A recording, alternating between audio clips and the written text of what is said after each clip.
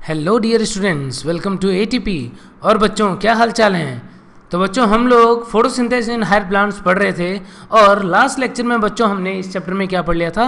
हमने पढ़ लिया था एब्जॉर्प्शन और एक्शन स्पेक्ट्रम के बारे में।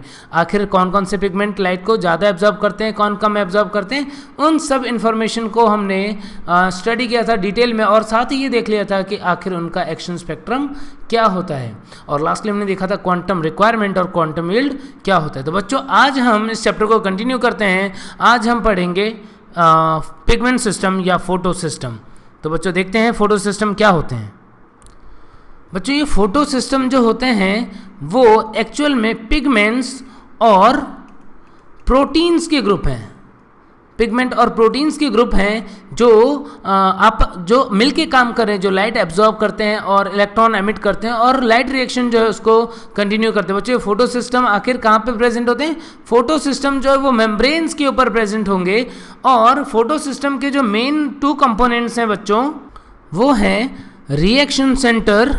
फोटो सिस्टम में एक होता है रिएक्शन सेंटर और दूसरा होता है light harvesting complex. Light harvesting complex.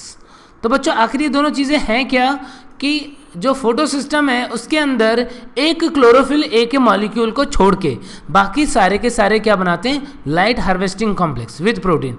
यानी रिएक्शन सेंटर जो है वो एक अकेला सिंगल क्लोरोफिल ए मॉलिक्यूल है, लेकिन वो क्लोरोफिल ए मॉलिक्यूल जो है वो भी PS1 और PS2 यानी फोटो सिस्टम 1 और फोटो सिस्टम 2 में हम उनको अलग अलग नाम रखते हैं।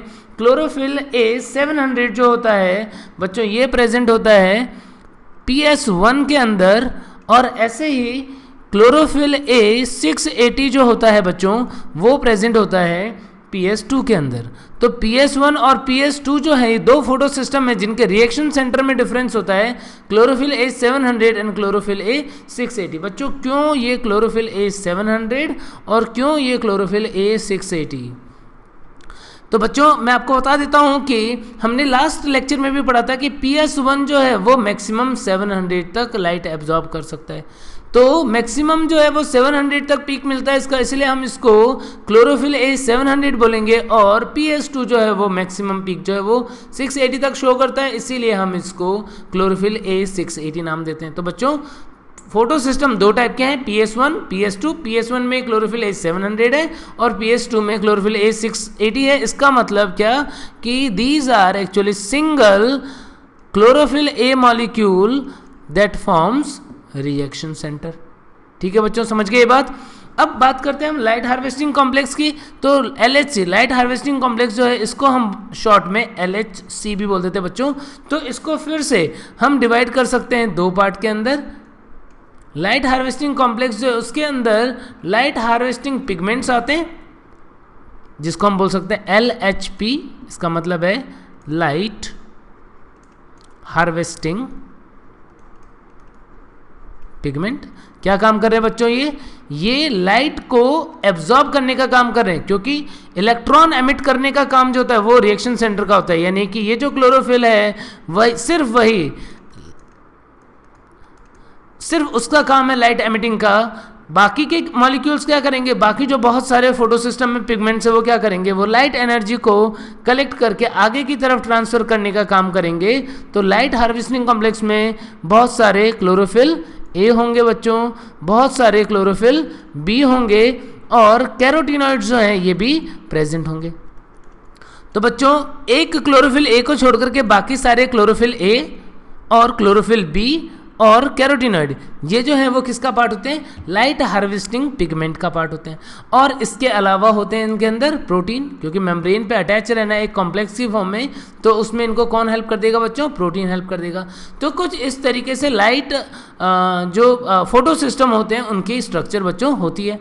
ठीक है, अब इसको हम एक रिप्रेजेंटेशन दिखते हैं कि आखिर ये किस तरीके से दिखता होगा।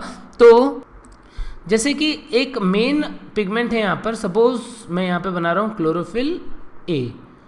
ये क्लोरोफिल ए, सपोज मैं PS1 बना रहा हूँ तो क्लोरोफिल ए 700, और इसके पास में और भी बहुत सारे पिगमेंट होंगे। वो सिर्फ क्लोरोफिल ही नहीं, क्लोरोफिल ए ही नहीं, क्लोरोफिल बी भी होंगे।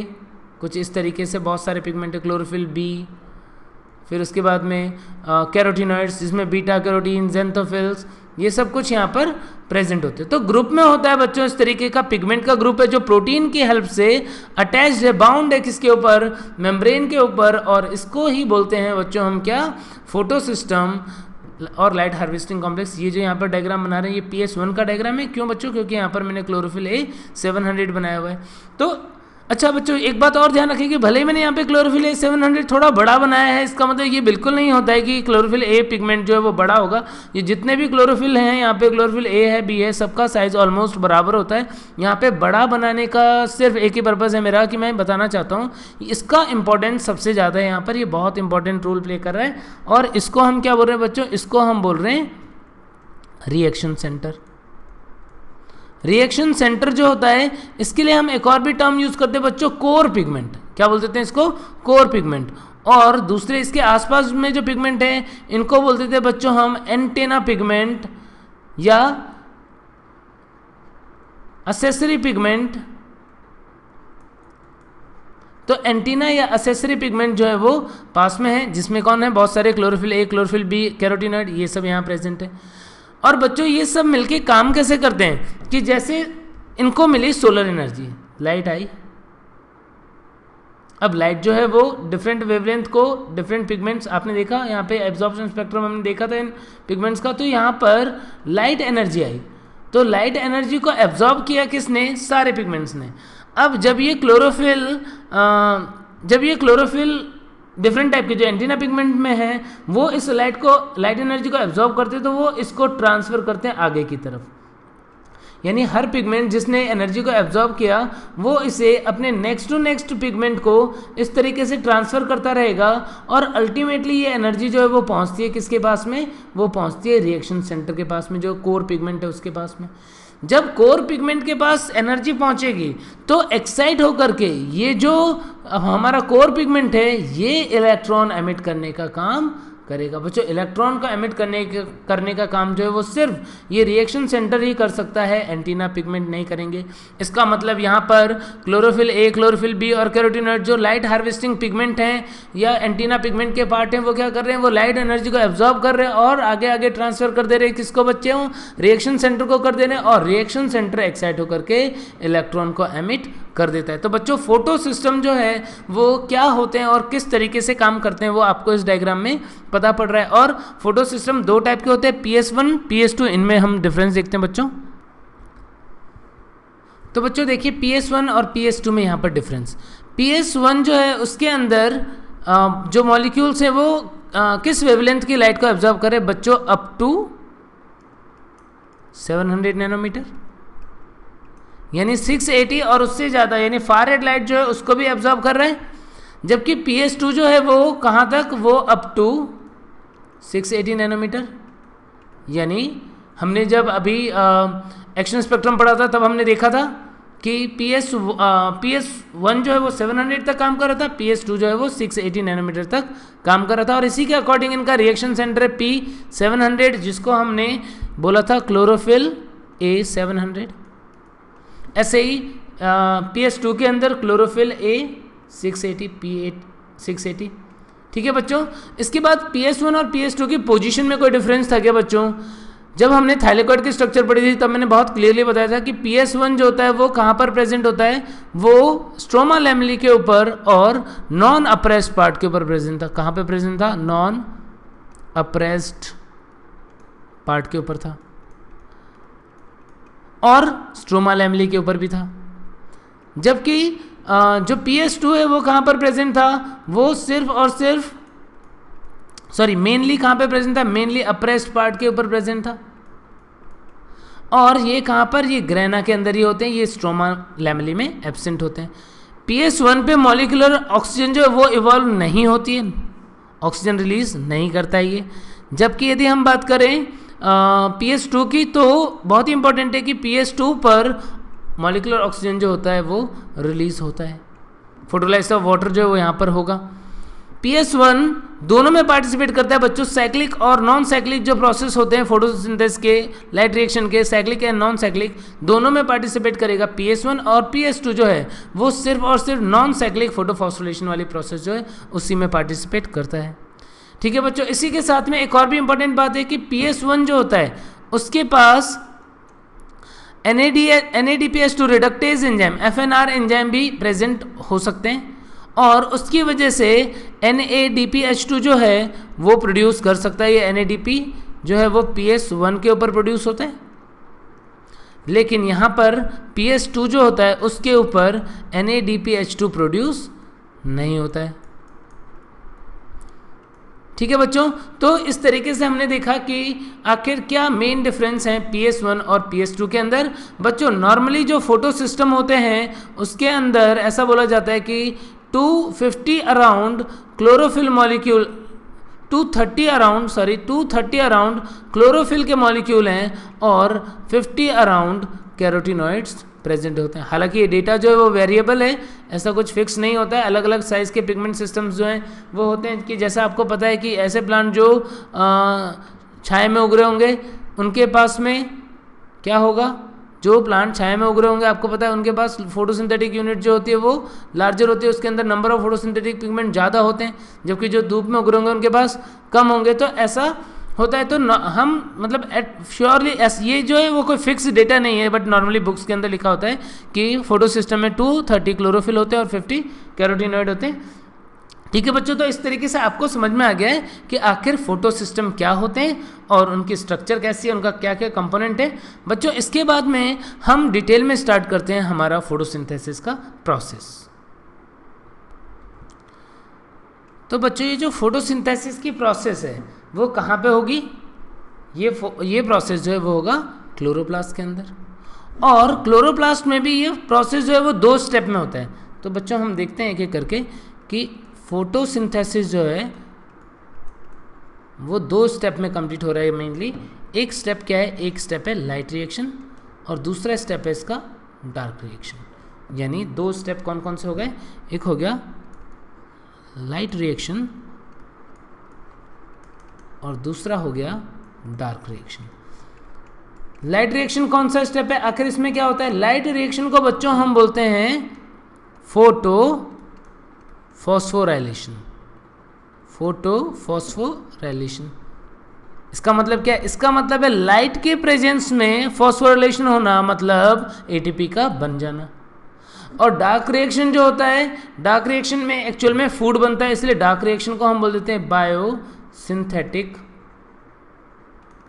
फेज, जिसमें फूड का फॉर्मेशन होगा। बच्चों लाइट रिएक्शन कहाँ पर होती है, लाइट रिएक्शन की साइट जो है वो है ग्रेना, और डार्क रिएक्शन की साइट जो है वो क्या है बच्चों, स्ट्रोमा। तो लाइट रिएक्शन जो है वो ग्रेना में होता है, डार्क रिएक्शन स्ट्रोमा में होता है। लाइट रिएक्शन में क्या होगा, लाइट रिएक्शन में एटीपी एंड NADPH2 जो है उसका फॉर्मेशन होगा। एटीपी और NADPH2 फॉर्मेशन हुआ यानी एसिमिलेटरी पावर बनती है, और यहाँ पर क्या होता है डार्क रिएक्शन में, डार्क रिएक्शन में CO2 का यूज़ हो जाता है किसके लिए, फूड बनाने के लिए। तो ये पर्टिकुलर मेन जो 2 स्टेप है वो इसी के अकॉर्डिंग डिवाइड कर रखा है कि light reaction is the process in which light energy is converted in ATP and NADPH2, that is the assimilatory power, and this process occurs in grana. In dark reaction is the process in which CO2 is converted in organic food and the site of this process is stroma. और बच्चों ये जो light reaction है ये भी 2 type से चलती है, यानी लाइट रिएक्शन जो उसके अंदर भी हम 2 प्रोसेस जो है वो पढ़ेंगे। एक पढ़ेंगे हम साइक्लिक प्रोसेस और एक पढ़ेंगे नॉन साइक्लिक प्रोसेस। तो बोलते हैं उसको हम एक प्रोसेस हो जाएगा साइक्लिक फोटो फॉस्फोराइलेशन, और दूसरा प्रोसेस हो जाएगा बच्चों नॉन साइक्लिक फोटो फॉस्फोराइलेशन। तो cyclic and non cyclic photo phosphorylation जो है ये प्रोसेस होती है किसके अंदर, लाइट रिएक्शन है, लाइट रिएक्शन में। और डार्क रिएक्शन भी डिफरेंट टाइप से चलते हैं बच्चों, इसके अंदर भी हम डिटेल में पढ़ेंगे कुछ प्रोसेस साइकिल्स, जैसे C3 cycle, C4 cycle and CAM pathway. कौन कौन सा, C3 साइकिल जिसको हम कैल्विन साइकिल भी बोलते हैं, C4 cycle H-N-Slack cycle, and CAM pathway. तो बच्चों ये चीज़ें जो हैं वो हम फोटोसिंथेसिस की प्रोसेस में डिटेल में पढ़ने वाले। तो बच्चों एक एक करके डिटेल में देखते हैं। सबसे पहले लाइट रिएक्शन। तो बच्चों लाइट रिएक्शन जो है वो क्या है? लाइट रिएक्शन वो प्रोसेस है जिसमें सोलर एनर्जी जो है उसको कन्वर्ट किया जाता है किसके अंदर? ATP के अंदर और एसिमुलेटरी पावर के अंदर। Means it is the process by which light energy is converted in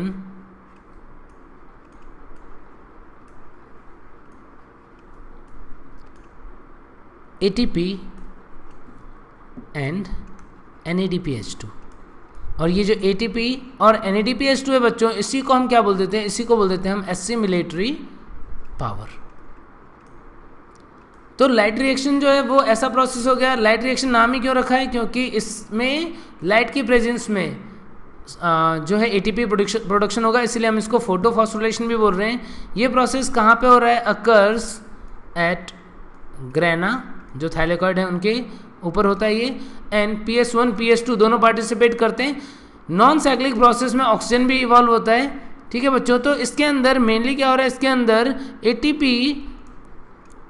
is produced, ATP या एनर्जी जो है वो ATP is produced by electron transport process. Sunlight जो है उसकी एनर्जी को यूज करके इलेक्ट्रॉन ट्रांसपोर्ट की कुछ रिएक्शन चलती हैं और उसकी वजह से ATP प्रोड्यूस होता है। और नॉन साइक्लिक प्रोसेस में NADH2 और ऑक्सीजन भी प्रोड्यूस होगा। In non cyclic process O2 and NADPH2 is produced। तो बच्चों इस टाइप की प्रोसेस जो है उसको ही हम क्या बोल दे रहे हैं? इस प्रोसेस को ही बोल दे रहे हैं हम लाइट रिएक्शन। तो बच्चों लाइट रिएक्शन जो है इसके अंदर दो प्रोसेस होगी। कौन कौन सी? एक होगी साइक्लिक फोटोफॉस्फोरिलेशन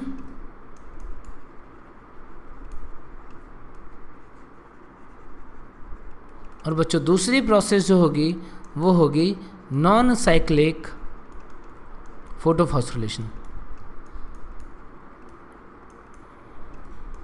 बच्चों इन दोनों में से कौन सा प्रोसेस है जो ज़्यादा इंपॉर्टेंट है या जो ज़्यादा एक्टिवली वर्क कर रहा है फोटोसिंथेसिस में? तो मेन प्रोसेस जो है वो नॉन साइक्लिक है और साइक्लिक प्रोसेस जो होता है वो बैकअप का काम करता है। मीन नॉन साइक्लिक में जो चलने के बाद में जितना ATP का एक्स्ट्रा रिक्वायरमेंट पड़ता है वो प्लांट जो है वो साइक्लिक फोटोफॉस्फोरिलेशन से ऑब्टेन करता है। बच्चों ये एक एक करके हम डिटेल में देखते हैं। सबसे पहले साइक्लिक फोटोफॉस्फोरिलेशन। तो बच्चों ये जो साइक्लिक फोटोफॉस्फोरिलेशन वाली प्रोसेस है, ये प्रोसेस जो है वो एज ए बैकअप चलेगी, यानी कम काम करती है या कम चलती है as compare to non cyclic process. और ये कहाँ पे चलेगी?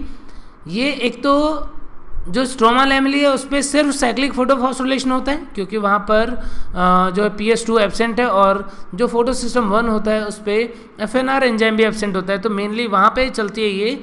और जो साइक्लिक प्रोसेस होगी उसमें कैसे काम करेगा? जैसे मेन पिगमेंट यदि हम बात करें, अच्छा ये जो मैं आपको अरेंजमेंट बताऊँगा ये रेडॉक्स पोटेंशियल के अकॉर्डिंग मैं आपको अरेंजमेंट बताऊँगा।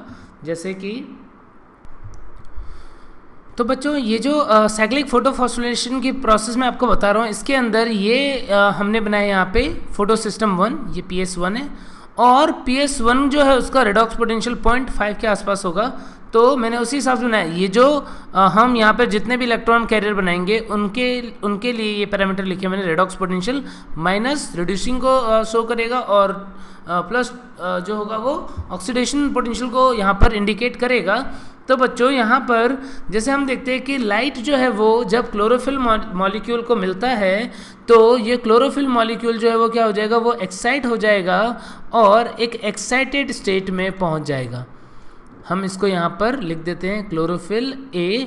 और बच्चों यहाँ पे मैं स्टार लगा रहा हूँ, इसका मतलब है कि ये एक्साइटेड स्टेट में है और इलेक्ट्रॉन एमिट करने की टेंडेंसी इसकी है। और ये एक्साइट होकर के बच्चों क्या करता है? इलेक्ट्रॉन को एमिट करता है जिसको कैरी करते हैं डिफरेंट इलेक्ट्रॉन कैरियर्स। वो इलेक्ट्रॉन कैरियर कौन से होते हैं बच्चों? वो A0 होता है। उसके अलावा नेक्स्ट जो कैरियर होगा वो A1 होगा। फिर उसके बाद जो नेक्स्ट कैरियर होगा वो फेरस सल्फर कॉम्प्लेक्स होते हैं, FeX, FeS A B ऐसे करके हम FeS लिख देते हैं यहाँ पर। और ये इलेक्ट्रॉन को अल्टीमेटली देते हैं फेरेडॉक्सिन को। तो बच्चों ये जो इलेक्ट्रॉन का ट्रांसफ़र जो है वो डिफरेंट इलेक्ट्रॉन कैरियर्स के पास हो रहा है, A0 के पास, A1 के पास, फिर सल्फर कॉम्प्लेक्स के पास में जिसको हम रिश्के कॉम्प्लेक्स भी बोलते हैं, और फेरेडॉक्सिन के पास आखिर ये क्यों हो रहा है, इलेक्ट्रॉन जो हैं वो आखिर इस तरीके से मूव क्यों कर रहे हैं। तो बच्चों ये इलेक्ट्रॉन जो हैं वो अपने से हायर रेडॉक्स पोटेंशियल जो है उसके पास मूव करेंगे, जो पॉजिटिव वाले होंगे उनके पास मूव करेंगे, ये इनकी नेचुरल टेंडेंसी है। और जैसे इलेक्ट्रॉन फ्लो होता है सर्किट में, बिल्कुल वैसा ही एक बहुत ही छोटा सा सर्किट जो है वो यहाँ पर बना हुआ है जिसमें इलेक्ट्रॉन का फ्लो होता है। वैसे तो अपने एनसीईआरटी में लिखा हुआ है कि from higher redox potential to lower redox potential, but बच्चों यहाँ पर माइनस से प्लस की तरफ हो रहा है, तो लोअर टू हायर पोटेंशियल हो रहा है। अल्टीमेटली PS1 का इलेक्ट्रॉन जो है वो फेरेडॉक्सिन तक पहुँचा, और फेरेडॉक्सिन क्या करेगा, फेरेडॉक्सिन इस इलेक्ट्रॉन को जो है वो ट्रांसफ़र कर देता है प्लास्टोक्यूनॉन को। बच्चों ये प्लास्टोक्यूनॉन जो है उसको जब ये दो इलेक्ट्रॉन मिलते हैं तो इसके ऊपर माइनस चार्ज आ जाएगा, तो इसी के साथ में ये क्या करता है, ये बाहर से दो प्रोटॉन जो है उनको रिसीव करता है और कन्वर्ट हो जाता है किसके अंदर, ये कन्वर्ट हो जाता है PqH2, प्लास्टोहाइड्रोक्यूनॉन जो है उसके अंदर, या रिड्यूस्ड प्लास्टोक्यूनॉन के अंदर कन्वर्ट हो जाएगा ये। तो इस टाइप के रिएक्शन जो है वो यहाँ पर चलती है, यानी प्लास्टोक्यूनॉन जो है वो मोबाइल इलेक्ट्रॉन कैरियर होते हैं जिनको दो इलेक्ट्रॉन मिलने के बाद में ये क्या करते हैं, ये बाहर से यानी स्ट्रोमा से दो H+ को लेते हैं और फिर ये इस दो H+ को रिलीज़ कर देते हैं थाइलेकॉइड के ल्यूमेन में। जब ये दो H+ रिलीज़ हो जाएंगे बच्चों, तो फिर से ये जो इलेक्ट्रॉन इसने लिया था वो इलेक्ट्रॉन फ्री हो जाएगा और इस इलेक्ट्रॉन को अब कैरी करेंगे नेक्स्ट इलेक्ट्रॉन कैरियर जो कि होते हैं साइटोक्रोम B6F कॉम्प्लेक्स। मेम्ब्रेन के ऊपर साइटोक्रोम B6F कॉम्प्लेक्स जो है वो भी लगा होता है, और साइटोक्रोम B6F कॉम्प्लेक्स जो है उसने ये दो इलेक्ट्रॉन जो प्लास्टोक्यूनॉन ने रिलीज़ किए उसको अपटेक किया, और ये भी बच्चों ये भी दो प्रोटॉन जो हैं उनको ट्रांसफ़र का काम करते हैं। तो दो H+ इन्होंने भी लिया और ट्रांसफ़र कर दिया कहाँ पे, हालांकि ये जो है प्लास्टोक्यूनॉन की हेल्प से ही ट्रांसफ़र करते हैं, लेकिन इन्होंने भी दो प्रोटॉन जो है उसको ट्रांसफ़र किया। अब क्या होगा बच्चों, ये इलेक्ट्रॉन जो है वो आगे की तरफ मूव करेगा साइटोक्रोम B6F कॉम्प्लेक्स से, और ये पहुंचता है प्लास्टोसाइनिन के पास में। प्लास्टोसाइनिन जो होता है वो PS1 के पास में प्रेजेंट होता है जिसने दो इलेक्ट्रॉन लिया, और अल्टीमेटली ये इलेक्ट्रॉन जो है वो डिलीवर कर देता है किसको, क्लोरोफिल A700 को या फिर PS1 को। तो बच्चों इस पूरे प्रोसेस में आपने क्या देखा, इस पूरे प्रोसेस में इलेक्ट्रॉन का फ्लो जो है वो एक साइक्लिक मैनर में हुआ, जहां पर क्लोरोफिल A700 से इलेक्ट्रॉन एमिट हुआ था, डिफरेंट इलेक्ट्रॉन कैरियर के थ्रू वो ट्रांसपोर्ट हुआ और अल्टीमेटली वापस क्लोरोफिल A मॉलिक्यूल के पास आ गया। तो बच्चों इस प्रोसेस के अंदर लाइट एनर्जी यूज़ हुई, लाइट एनर्जी को यूज़ करके इलेक्ट्रॉन का फ्लो कराया गया साइक्लिक मैनर में, लेकिन बच्चों अभी तक तो इसमें हमें कुछ दिख नहीं रहा है कि यहाँ पर कहीं एनर्जी बनी हो। तो बच्चों बहुत इंपॉर्टेंट बात है कि इस प्रोसेस में डायरेक्टली एटीपी नहीं बनती, बल्कि ये जो प्रोटॉन इसने ल्यूमेन में रिलीज़ किए ये बाद में केमियोस्मोटिक थियोरी के थ्रू जब एक्सप्लेन करते हैं इसको कि जब ये बाहर निकलते हैं तो उस टाइम पर क्या हो जाएगा, उस टाइम पर ये एटीपी का प्रोडक्शन कर देंगे। यानी कि यहाँ पर जब मैं यहाँ पे जस्ट रिप्रेजेंट कर रहा हूँ एटीपी को, बट एटीपी बनेगी कहाँ पे बच्चों, ये एटीपी जो है वो उसका फॉर्मेशन होगा जब ये प्रोटॉन बाहर निकलेंगे इस ल्यूमेन से वापस से स्ट्रोमा में, तो F0 F1 पार्टिकल जो होगा उसके ऊपर एटीपी बनेगा, ATP on CF0 CF1 particle, और इस पार्टिकल के ऊपर बनता है। और इसको एक्सप्लेन करते हैं हम कौन सी थ्योरी से, इसको एक्सप्लेन करते हैं हम केमियोऑस्मोटिक हाइपोथेसिस से। तो बच्चों ये जो डायग्राम बनाया गया है वो डायग्राम किसके अकॉर्डिंग बनाया गया, रिडॉक्स पोटेंशियल के अकॉर्डिंग बनाया गया कि मॉलिक्यूल्स के रिडॉक्स पोटेंशियल के ऑर्डर में ही इलेक्ट्रॉन का फ्लो होगा और साइक्लिक फ्लो होके एटीपी का फॉर्मेशन हो जाएगा। तो बच्चों आप यहाँ पर देख रहे हैं कि इलेक्ट्रॉन के साइक्लिक फ्लो की वजह से जो साइक्लिक फोटोफॉस्फोरिलेशन है उसके अंदर क्या बना, ओनली एटीपी इज synthesized। और बच्चों इससे भी ज़्यादा इम्पोर्टेंट जो प्रोसेस होता है जिसके थ्रू मेन NADPH2 बनता है और ऑक्सीजन इवॉल्व होती है, वो प्रोसेस होती है नॉन साइक्लिक फोटोफॉस्फोरिलेशन। तो देखते हैं बच्चों नॉन साइक्लिक फोटोफॉस्फोरिलेशन। तो बच्चों इस प्रोसेस का नाम नॉन साइक्लिक फोटोफॉस्फोरिलेशन रखने के पीछे क्या लॉजिक है कि यहाँ पर इलेक्ट्रॉन का फ्लो जो है वो नॉन साइक्लिक वे में होगा और इसमें ATP NADPH2 दोनों प्रोड्यूस होते हैं और साथ में ऑक्सीजन भी प्रोड्यूस होता है। और बच्चों देखते हैं प्रोसेस डिटेल में। तो बच्चों जैसा कि आप इस डायग्राम में देख पा रहे हैं कि हमने बनाया PS2। अब PS2 को जब सनलाइट मिलेगी तो क्या होगा, वही सेम यहाँ पर भी क्या होगा, लाइट को एब्जॉर्ब किया, एंटीना पिगमेंट्स ने ट्रांसफ़र किया किसको, रिएक्शन सेंटर को। और जब रिएक्शन सेंटर को ट्रांसफ़र किया तो यहाँ पर क्या हो जाएगा, ये जो रिएक्शन सेंटर है वो एक्साइट हो जाएगा। किस कंडीशन में पहुँच गया, एक एक्साइटेड स्टेट में ये पहुँच गया। और जो बच्चों हम ये जो एक्साइटेड स्टेट है इसको नॉर्मली कैसे लिख रहे हैं, इसे क्लोरोफिल A680 है, इसको हम स्टार लगा दे रहे हैं यहाँ पे। स्टार का मतलब है कि ये एक्साइटेड कंडीशन में। एक्साइटेड कंडीशन में जाने के बाद ये क्या करेगा, ये इलेक्ट्रॉन को एमिट कर देगा। बच्चों इसने क्या किया, इलेक्ट्रॉन को एमिट किया तो इस इलेक्ट्रॉन को यहाँ पे एक्सेप्ट करता है कौन, जो फर्स्ट इलेक्ट्रॉन कैरियर होता है, एक्सेप्टर होता है यहाँ पर PS2 के अंदर, वो होता है फियोफाइटिन। बच्चों ये फियोफाइटिन जो इसको हम बोलते हैं क्लोरोफिल विदाउट मैग्नीशियम। यहाँ पे जो पोरफायरिन है उसके अंदर सेंटर में मैग्नीशियम नहीं होता, इसीलिए इसको हम बोल देते हैं क्लोरोफिल विदाउट मैग्नीशियम। फियोफाइटिन जो है वो अपने इस इलेक्ट्रॉन को, ये जो दो इलेक्ट्रॉन इसके पास में आए, इस इलेक्ट्रॉन को फिर फियोफाइटिन जो है वो आगे ट्रांसफ़र कर देगा और ये इलेक्ट्रॉन पहुँचता है किसके पास में, ये इलेक्ट्रॉन पहुँच जाता है प्लास्टोक्यूनॉन के पास में। बच्चों प्लास्टोक्यूनॉन के पास में जब ये दो इलेक्ट्रॉन पहुंच जाएंगे तो आपको पता है कि ये फिर से क्या करेगा, फिर से 2H+ को एक्सेप्ट करेगा और किस में कन्वर्ट हो जाएगा, PQH2 में। क्या बना दिया इसने, रिड्यूस्ड प्लास्टोक्यूनॉन में कन्वर्ट हो गया। अब रिड्यूस्ड प्लास्टोक्यूनॉन जो है वो फिर से क्या करेगा, इस इलेक्ट्रॉन को आगे ट्रांसफ़र कर देगा। ये दो इलेक्ट्रॉन जो हैं वो अब की बार किसने एक्सेप्ट किए बच्चों, जो नेक्स्ट कैरियर है जिसका रेडॉक्स पोटेंशियल इससे स्लाइटली ज़्यादा है, वो कौन है, वो है साइटोक्रोम B6F। यानी साइटोक्रोम B6F जो है उसने रिसीव कर लिया। साइटोक्रोम B6F जो है वो इस दो इलेक्ट्रॉन को जो है वो ट्रांसफ़र करेगा किसको, प्लास्टोसाइनिन को, प्लास्टोसाइनिन। और प्लास्टोसाइनिन के थ्रू ये दो इलेक्ट्रॉन जो हैं वो किसके पास आ गए, वो आ गए PS1 के पास में। ठीक है बच्चों, तो इस तरीके से जो इलेक्ट्रॉन है उसका flow next to next component जो है इलेक्ट्रॉन कैरियर जो होता रहेगा और साथ में प्रोटॉन जो है वो ल्यूमेन में ट्रांसफ़र होते रहेंगे, 2 प्रोटॉन इसके थ्रू और ये 2 प्रोटॉन जो हैं वो साइटोक्रोम B6F के थ्रू।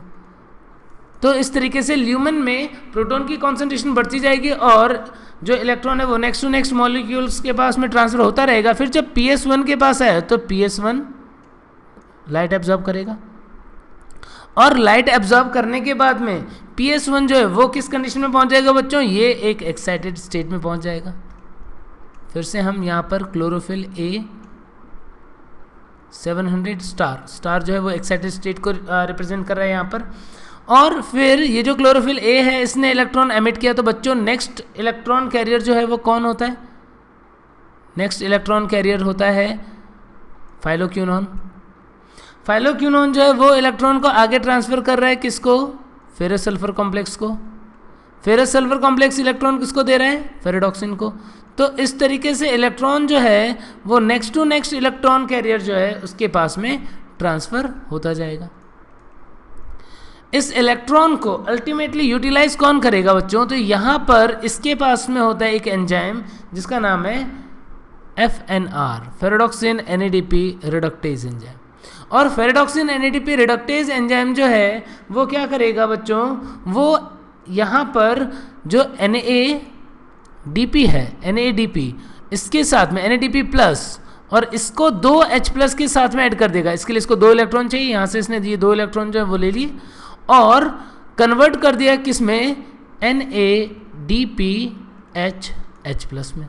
तो बच्चों इस तरीके से क्या होगा, इस तरीके से रिड्यूसिंग पावर बन जाएगी। NADPH2 यहाँ पर बन गया और साथ में और साथ में ये जो प्रोटॉन का ट्रांसफर हुआ, इनकी वजह से यहाँ पर क्या बन जाएगा, यहाँ पर एटीपी का सिंथेसिस हो जाएगा। और ये एटीपी जो बन रहा है ये अगेन बच्चों कहाँ पे बन रहा है, ऑन CF0 CF1 पार्टिकल। जो केमियो ऑस्मोटिक थियरी है उसके थ्रू हम एटीपी के बनने को एक्सप्लेन कर सकते हैं, और NADPH2 जो है वो यहाँ पर डायरेक्टली बन रहा है। तो रेडॉक्स पोटेंशियल के अकॉर्डिंग ये जो इलेक्ट्रॉन का फ्लो हुआ ये आपको दिख रहा है यहाँ पे जिग जैग फॉर्म में हो रहा है, पहले ऊपर फिर इधर जिग जैग, इसीलिए हम इस स्कीम को जेड स्कीम भी बोलते हैं बच्चों। जेड स्कीम क्योंकि जब हम इसको देख रहे हैं किस तरीके से, जब हम इसको रेडॉक्स पोटेंशियल के वे में देख रहे हैं तब हमको ये ऐसा मिल रहा है बच्चों। जो 2 इलेक्ट्रॉन क्लोरोफिल ए ने दिया था वो इलेक्ट्रॉन तो चला ही गया, वो तो वापस आया ही नहीं, तो आखिर वो इलेक्ट्रॉन इसको कैसे मिलेगा, उसके लिए इसको क्या करना पड़ेगा, तो उसके लिए ये वाटर का फोटोलाइसिस करता है बच्चों। तो यहाँ पर क्या होता है, यहाँ पर H2O के मॉलिक्यूल जो हैं वो OEC के प्रेजेंस में, ऑक्सीजन इवॉल्विंग कॉम्प्लेक्स की प्रेजेंस में ब्रेक हो जाते हैं, 2H+, हाफ O2 और 2 इलेक्ट्रॉन। और ये इलेक्ट्रॉन जो है वो टायरोसिन रेडिकल के थ्रू किसको डिलीवर हो जाएगा, ये डिलीवर हो जाएगा PS1 को, और इस तरीके से इसने जो अपना खोया हुआ इलेक्ट्रॉन था उसको वाटर के फोटोलाइसिस से रिकवर किया और फिर वापस से प्रोसेस चलाता रहेगा। तो बच्चों ये जो जेड स्कीम या नॉन साइक्लिक फोटोफॉस्फोरिलेशन है, इसके अंदर फर्स्ट इलेक्ट्रॉन डोनर जो है वो वाटर है, और वाटर से PS2 के पास आता है, और उसके बाद इस तरीके से साइक्लिक नॉन साइक्लिक प्रोसेस जो है वो चलती है। इलेक्ट्रॉन जो है वो अल्टीमेटली यूज हो जाएगा किसके थ्रू, FNR के थ्रू, क्या बनाने के लिए, NADPH2 बनाने के लिए। बच्चों जो यहाँ पे हमने कुछ शॉर्ट फॉर्म यूज़ किए हैं, इसके मैं एक बार आपको पूरे नाम बता देता हूँ। जैसे यहाँ पर जो हम लिख रहे हैं PHE, बच्चों ये PHE जो है वो है फियोफाइटिन। फियोफाइटिन क्या होता है, pheophytin is chlorophyll without magnesium, chlorophyll without magnesium. फिर बच्चों ये जो PQ है, PQ किसका पूरा नाम है, प्लास्टोक्विनोन। ये क्या है बच्चों, प्लास्टोक्विनोन है, मोबाइल इलेक्ट्रॉन कैरियर है। CYT जो लिखते हैं हम जहाँ पे भी, वो है साइटोक्रोम। तो यहाँ पर काम आ रहा है कौन, साइटोक्रोम B6F कॉम्प्लेक्स। फिर बच्चों नेक्स्ट जो है वो है PC। PC क्या है, PC है प्लास्टोसाइनिन, प्लास्टोसाइनिन है बच्चों ये। फिर PC से आगे गया था क्लोरोफिल के पास, और A जो है बच्चों वो है यहाँ पे फाइलोक्विनोन, फाइलोक्विनोन। और FeS जो है बच्चों वो है फेरस सल्फर कॉम्प्लेक्स, और इसको बच्चों रिश्के कॉम्प्लेक्स जो है वो भी हम बोल देते हैं। और लास्टली FD जो है बच्चों यहाँ पर वो है फेरेडॉक्सिन, फेरेडॉक्सिन। तो बच्चों यहाँ पर जो शॉर्ट फॉर्म किए वो आपने देखे, और यहाँ पर FNR जो होगा, FNR वो होता है फेरेडॉक्सिन NADP रिडक्टेज एंजाइम। और बच्चों लास्टली यहाँ पर हमने एक OEC भी यूज़ किया था, OEC वो होता है ऑक्सीजन इवॉल्विंग कॉम्प्लेक्स। ठीक है बच्चों, तो नॉन साइक्लिक प्रोसेस का कंक्लूजन जो है वो हमारा क्या रहेगा, नॉन साइक्लिक फोटोफॉस्फोरिलेशन प्रोसेस जो है उसका कंक्लूजन ये है कि लाइट जो है वो PS2 के पास आया, उसने इलेक्ट्रॉन एमिट किया डिफरेंट कैरियर्स के थ्रू। जब ये इलेक्ट्रॉन मूव करता है तो प्रोटॉन को ट्रांसफर कर देता है स्ट्रोमा से ल्यूमेन में, और यही बाद में कीमोस्मोसिस के थ्रू ATP बनाते हैं। PS1 के ऊपर होता है FNR enzyme, ferredoxin NADPH2 reductase enzyme, जो NADPH2 बना देता है, और ये इलेक्ट्रॉन को रिकवर करता है PS2 इनर सरफेस पे, थाइलेकॉइड की इनर सरफेस पे ऑक्सीजन इवॉल्विंग कॉम्प्लेक्स के थ्रू वाटर के फोटोलाइसिस से, यहाँ पे फोटोलाइसिस हो रहा है, और इसमें इलेक्ट्रॉन इसने रिकवर किया, साथ ही ऑक्सीजन भी बनी। तो नॉन साइक्लिक प्रोसेस में इलेक्ट्रॉन का non cyclic flow ultimately consume हो जाता है, और इसमें गेन क्या क्या रहेगा, इसमें ATP का गेन रहेगा, इसमें NADPH2 का गेन रहेगा, और ऑक्सीजन भी इवॉल्व होगी। तो बच्चों ये हमने देखा रेडॉक्स पोटेंशियल के अकॉर्डिंग किस तरीके से नॉन साइक्लिक प्रोसेस चलता है। बच्चों नेक्स्ट लेक्चर में हम देखेंगे इसे ही कि आखिर ये मेम्ब्रेन पे किस तरीके से वर्क कर रहा है, और फोटोलाइसिस कैसे होता है। तो बच्चों आज के लेक्चर में हमने पढ़ा कि आखिर पिगमेंट सिस्टम क्या होते हैं और लाइट रिएक्शन की प्रोसेस, साइक्लिक और नॉन साइक्लिक प्रोसेस क्या होती है और किस तरीके से ये मेम्ब्रेन पे रिडॉक्स पोटेंशियल के अकॉर्डिंग चलते हैं। तो बच्चों आप लोग अच्छे से पढ़ते रहिए और इसके बाद हम कंटिन्यू करेंगे नेक्स्ट लेक्चर में। तब तक के लिए बाय बाय।